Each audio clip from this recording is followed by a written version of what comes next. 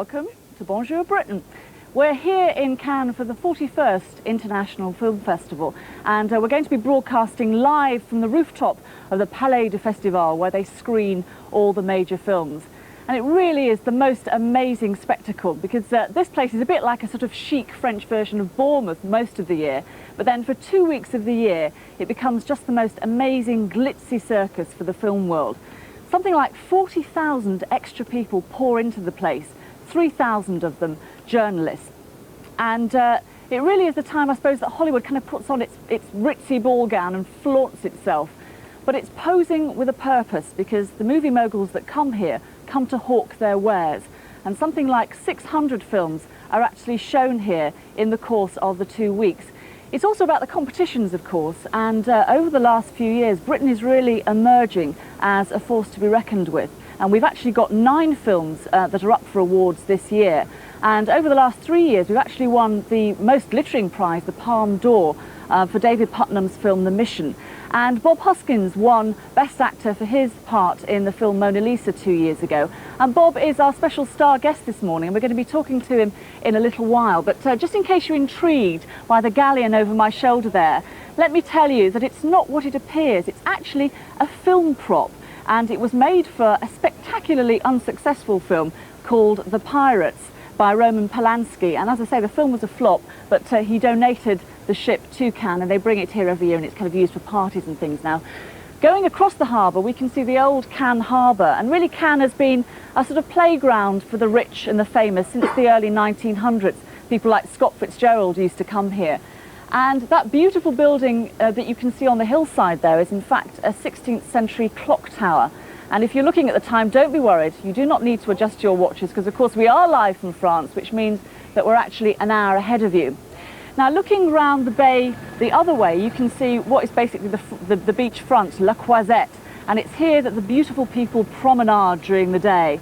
And there you can see all the really posh hotels, including the Carlton, which looks a bit like a birthday cake. And next to the Carlton is the British Pavilion, where all the British actors and producers meet and do deals.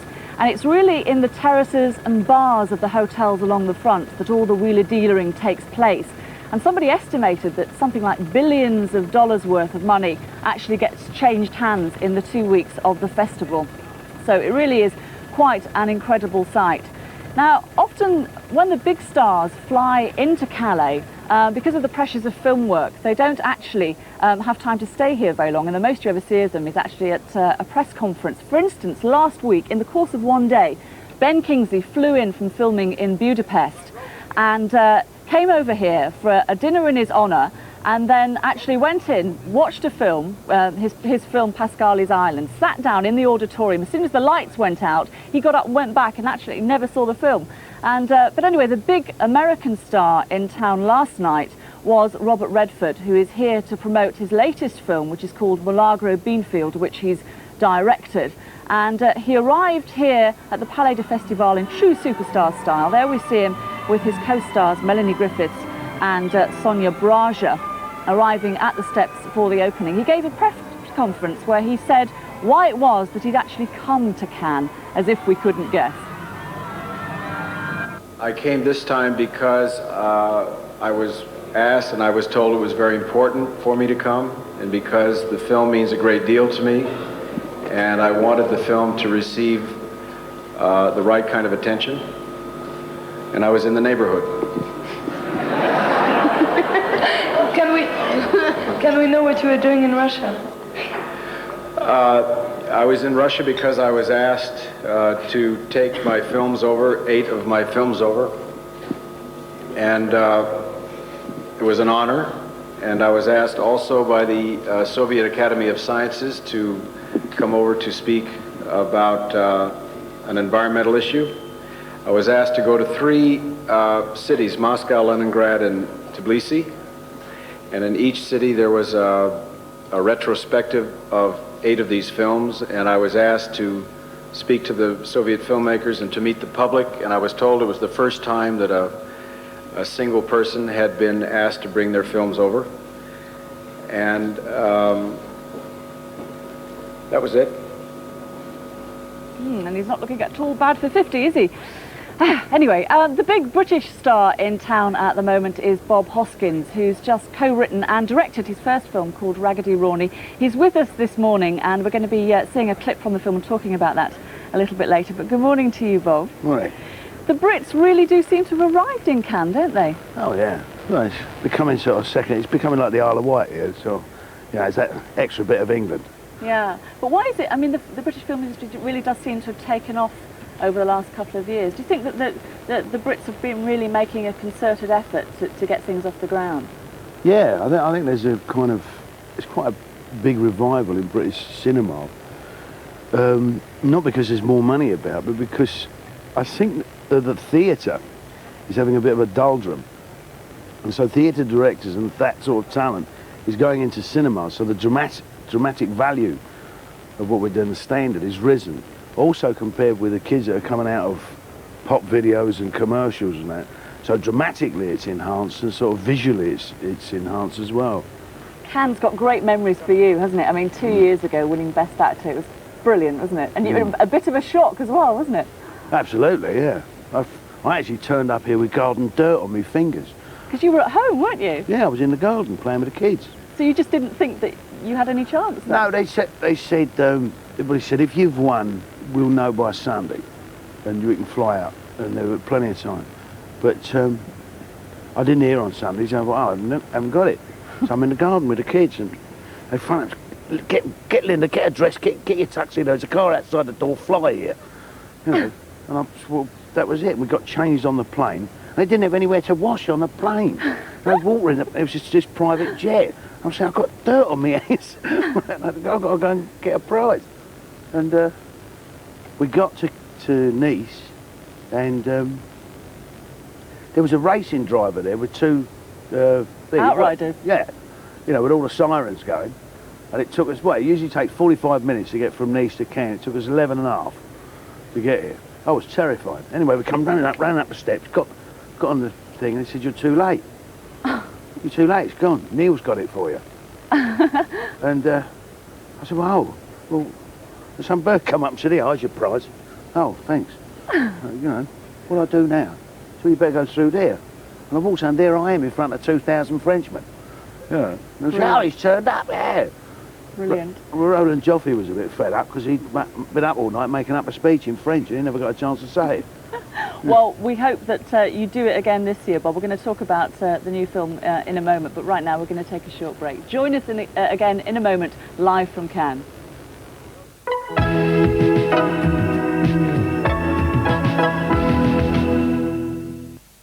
Home from the Crusades, Richard was again to taste the fruit so long denied him. Petits Filous, truly a dessert fit for a king. You know what normal mops are like, Chuck. They only get your floor so clean. And having to scrub. Talk about an uphill struggle.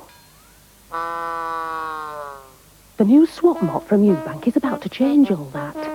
It has one head for scrubbing and another for mopping. So with the Swop Mop, it's downhill all the way. The Ewbank Swop Mop, the mop with more up top. Early one morning, one dreadful Monday, by lo, she's changed the soap. No, you're all right, it's still Wright's. Improved Wright's coal tar soap. Cleans and freshens, milder fragrance. New shape. New hope for Mondays. Hold on, you lot. There's philosophy going on in here. New Wright's coal tar soap. Just right for all the family.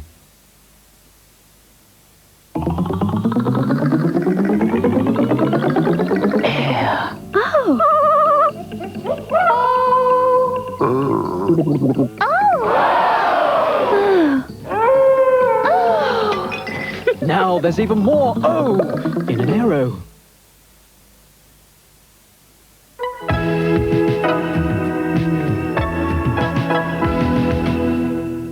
We're here live at the Cannes Film Festival, and anybody arriving here for the first time, you're just constantly boggled by the hustling and the posing that goes on. But rather than try and describe it to you, our reporter Paul Rising will be here every day this week to give you a flavour of the festival. Going to the pictures has always been a bit of a night out, and nowhere do hear they it? do it in more style than at Cannes. The evening's electric with hairspray, sound up here. mention the ozone layer, and no one gives a monkeys. Desperately seeking publicity's the game, and when has it ever been different? Nobody's sure if Cannes is a film festival or a battle of glamour. But the latest report from the front is that the morale of our troops is quite outstanding. In 1988, enough people have flown in to make Cannes this week the movie capital of the world. Along the Croisette, an endless promenade. Up and down they go. Anything to avoid seeing such classics as Death Spa, Maniac Cop, Mortuary Academy, Mystic Pizza, even Revenge of the Radioactive Reporter. Fortunately, the French police have got to grips with the traffic and brought it to a complete standstill. Battle-wearied Cannes hands advise on how to face up to festival fatigue. You've really got to have stamina because you've got to see movies. I mean, we are here to see movies, really. And, of course, the parties that go with it and the girls that go with it. And it's crazy. There are calmer pursuits. Lapped by the Mediterranean, this is, after all, a sun-kissed holiday resort with all the usual attractions. For the British at Le Weekend, there was plenty to goggle at. A festival of football, the FA Cup final. For cineasts, a permanent record of those who left their mark on movie history. For sheer staying power, Roman Polanski and Clint Eastwood are beaten hands down by Mickey Mouse. At Cannes' most famous hotel, the Carlton, they sip their drinks on the terrace in the shadow of Sylvester Stallone. The endless struggle on the French Riviera to see and to be seen. Is this Jack Nicholson? No, just a look-alike. Hard to keep up appearances when you're losing touch with reality. In this, the place where even Mickey Mouse has to take 5 minutes off for a quick gasp on a fag. So there it is, Cannes, the froth, the hype, the glitz and the glamour, the town where nothing is ever quite what it seems. All rise in TDAM, Cannes. All right, Sweeney?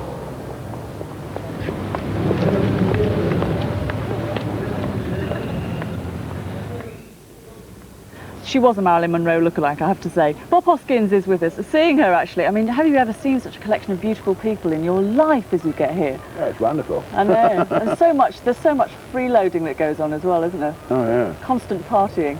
I mean, the point is, you sort of, everybody meets up, and you always wind up in the same queue at the bar, you know. You think, oh, I've just left you. You know what I mean? Right, it's just the surroundings change. The queue stays the same. Yeah. Anyway, Bob is here at the moment to promote his latest film, which he not only stars in, but he also co-wrote and directed. It's called The Raggedy Rawnie, and we've got a little clip of it now. And just to prove we are in France, it's actually got French subtitles, so watch out for those. I have to say that, of course, you won't be getting the French subtitles when it appears in our cinema.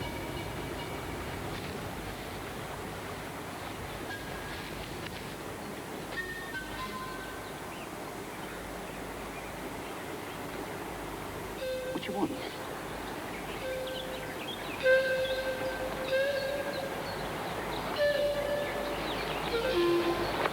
That's my bag.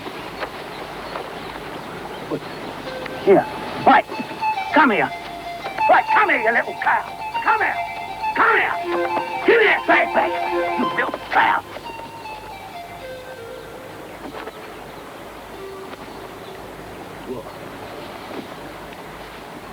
What do you want?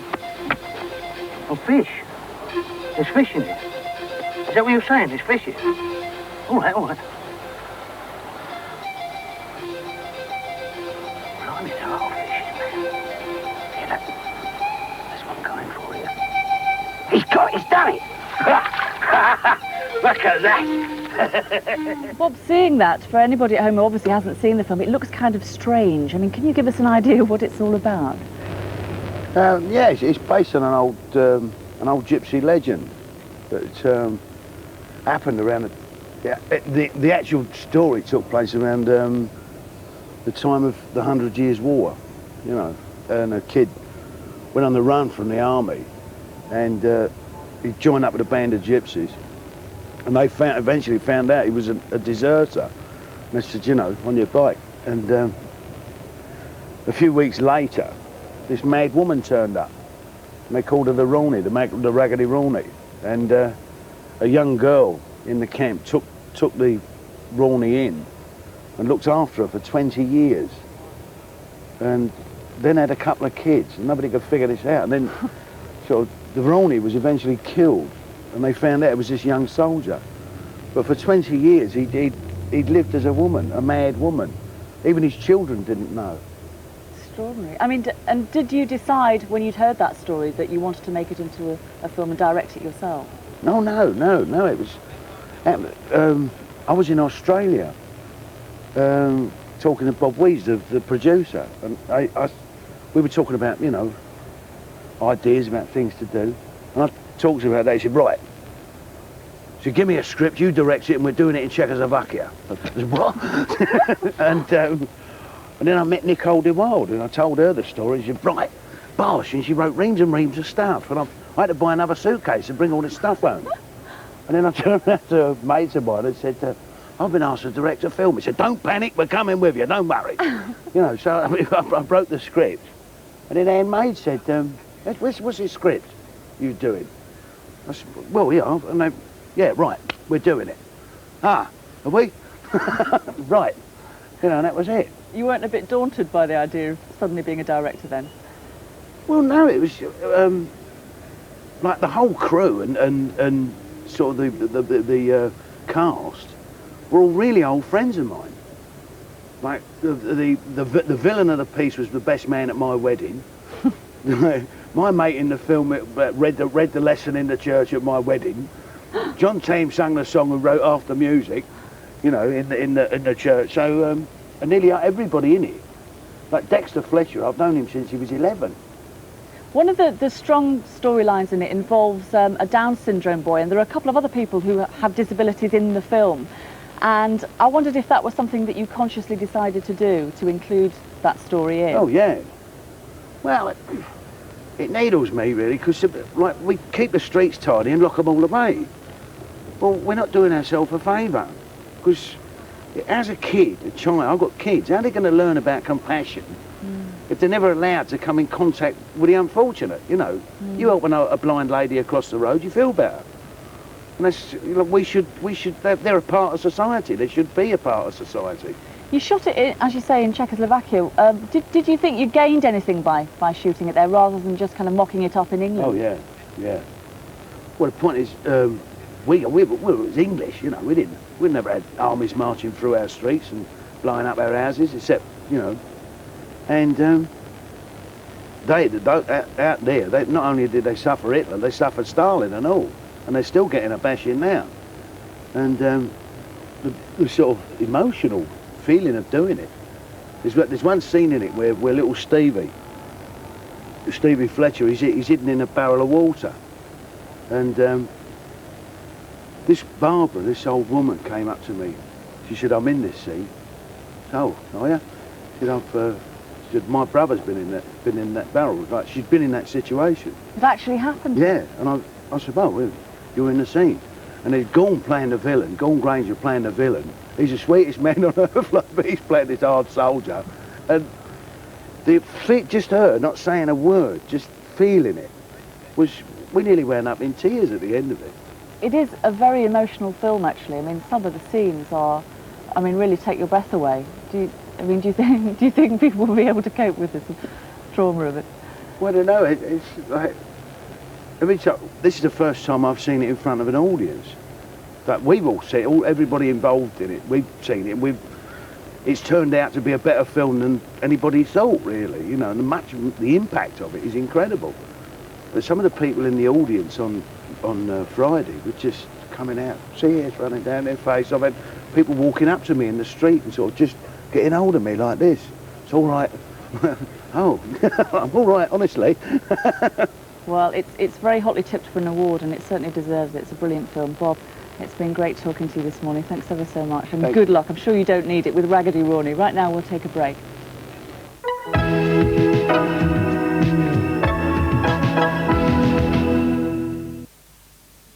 Seeds or nuts, now in Crispbreads. A delicious break for healthy living. Nutty and harvest crisp breads from the Kavli range, naturally. They was coming to get him.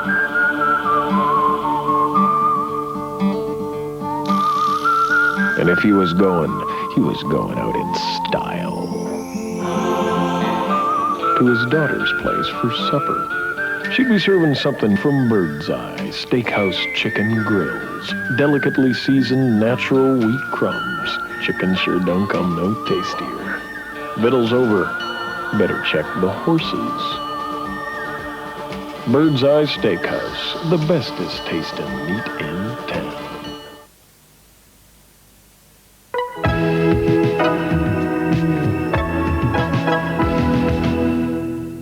Hello again. Welcome to Cannes and the 41st International Film Festival. We're going to be broadcasting live from the rooftop of the Palais de Festival all day this week, and as well, of course, as meeting the major stars who are in town, we're going to be looking at the industry side of the Cannes Film Festival, because it really is about making money and making deals. And the British film industry, of course, which really does seem to be enjoying a resurgence of popularity at the moment. And that's about it from us from Cannes for the moment, so I'll hand you back to London now, and Mike and Richard. Oi, Jayne Irving, never mind that's about it from Cannes. What are you going to do with the rest of the day? Well, Mike, I'm afraid it's just, you know, a non-stop round of partying. It's just incredible, this place. They party from breakfast until dawn. Breakfast parties, lunch parties, cocktail parties, dinner parties. And, of course, it's all very serious business because, you know, it's not just for fun, you understand. Absolutely, people Jane. do it for, you know, dealing. Absolutely, Jane. And what's all this about Jason Pollock and Robert Redford? Well, of course, Robert Redford turned up, as we saw earlier, for the premiere of his film, The Milagro Beanfield War. But Jason was not to be outdone, because you can see, look, just a few steps behind, there he is, soon to spot a camera. Can you believe it?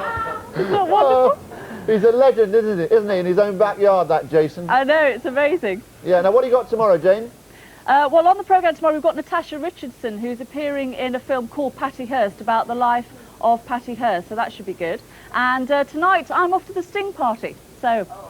It's tough out there in Cannes, isn't it? Beautiful day in Britain here, by the way, Jane, but don't worry about it too much. OK, Mike. Thanks for your first day. We'll look forward to the rest of the week with Jayne Irving in Cannes. Goodbye, Jane. Goodbye. Well. I don't believe that. I don't believe that. Like Lionel Blair in that sketch I saw recently. Hello. Stay with us. After 9, in a moment, we've got the news coming up with Gordon, and right now the weather with George. Good morning. Yes, it's going to be a good day today, as it's been over most parts of the British Isles all weekend, and that's because that frontal trough has moved right out into the Atlantic Ocean. So we're going to get some good weather over most parts of the British Isles. A little bit of thunder creeping in on that south coast, but there'll be some sunshine around, and some pretty good temperatures as well. And if we take a look at those, just to show you, 22 and 23 down here in the southwest, quite sunny, but that onslaught of thundery showers as well, and that's due to low pressure hanging over France at the moment. That's moving up northward, so it's going to be prospect of thundery showers there. But as you can see, good temperatures over most parts of the British Isles, over Wales and Northern Ireland and Southern Ireland. Quite cool up there in the north of Scotland, and on that eastern coast we've got some easterly winds there, so it's going to make it a little bit cooler, but still sunshine around.